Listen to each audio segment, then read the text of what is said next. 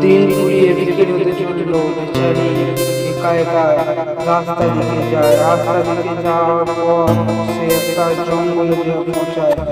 সেই জঙ্গলে ভিতর অনেক জঙ্গলে যায়। জঙ্গলে যেতে যেতে সেই গাছে একটা ডাইনি বসে থাকে।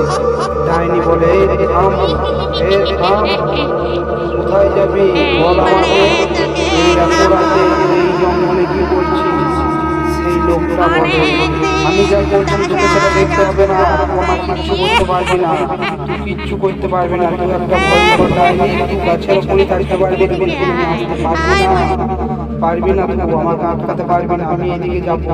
সেই ডাইনি বলে, "দেখবি আমি কি করতে পারি আর না পারি, সেটা সেটা দেখবি।" সেই লোকটা বলছে যে, "হ্যাঁ দেখবো।" নিচে নেমে আসার পর ডাইনি এমন একটা জাদু করলো, ওর আত্মাকে ওর ভিতর ফেলে দিল, সেই লোকটাকে মেরে দিল।